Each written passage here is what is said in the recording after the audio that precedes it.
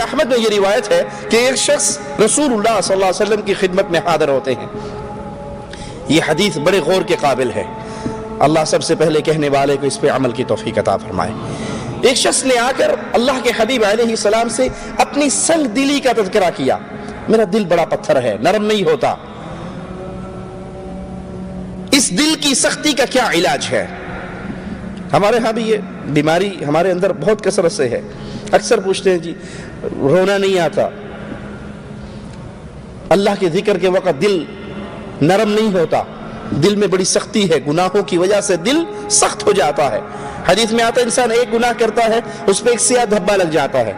نکتت فی قلبہ نکتۃ سوداء. وہ اگر توبہ کر لے، معافی مانگ لے تو اللہ اس دھبے کو دھو دیتا ہے. اور اگر وہ گناہ پہ مستمر رہے، جاری رکھے اس گناہ کو، تو وہ یہ سیاہ دھبے لگتے رہتے ہیں یہاں تک کہ پورا دل سیاہ ہو جاتا ہے. دل کی سیاہی کا علاج، سخت دلی کا علاج، آخرت اور اللہ کے ذکر کی طرف نہ آنے والے دل کا علاج، محمد کریم صلی اللہ علیہ وسلم کیا بیان فرماتے ہیں؟ اس نے کہا کہ میرا دل بڑا سخت ہے، اس کی شکایت کی تو پیارے حبیب علیہ الصلوۃ والسلام نے فرمایا امسح رأس الیتیم. یتیم کے سر پہ ہاتھ رکھا کرو، یتیم کی سرپرستی کیا کرو، یتیم کے سر کو چھوا کرو، یتیم کے سر پہ ہاتھ رکھا کرو. وَأَطْعِمِ الْمِسْكِينَ. اور مسکین لوگوں کو کھانا کھلایا کرو.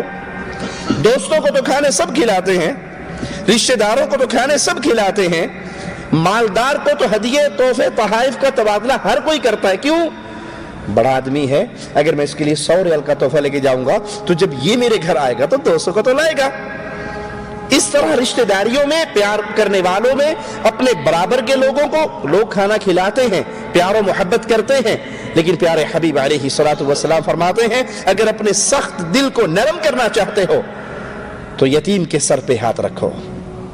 یاد کرو اس مجبور شخص کو دیکھ کر کہ آج اس کا بابا اس دھرتی پہ نہیں ہے. اس کا باپ ہوتا تو یہ اس سے کتنا لاڈ کرتا، اس کا باپ ہوتا تو یہ اس سے کتنی محبت کرتا، اس کا باپ ہوتا تو وہ اس کے ناز نخرے کس طرح اٹھاتا. اب اس کا کوئی باپ نہیں جس کے سامنے یہ عید والے دن رو کر کہے بابا میرے جوتے پرانے ہیں، بابا میرے کپڑے پرانے ہیں، بابا میری جیب کے اندر عیدی نہیں ہے. اس کا باپ نہیں ہے. جس اللہ نے اس کے باپ کو موت دی ہے وہ آپ کو اور مجھے بھی موت دینے والا ہے. اس یتیم کا تم خیال کرو گے اللہ تمہارے دلوں کے زنگ کو اتار دے گا. غریبوں کو کھانا کھلاؤ، مسکینوں کو کھانا کھلاؤ. اور ایک روایت کے اندر ہے آپ علیہ الصلوۃ والسلام نے فرمایا لوگوں کو سلام کرو، کثرت سے سلام کرو، لوگوں کو سلام کرو، غریبوں کو کھانا کھلاؤ. جب لوگ سو رہے ہو اس وقت نماز پڑھو، پرسکون انداز میں اللہ کی جنت میں داخل ہو جاؤ گے.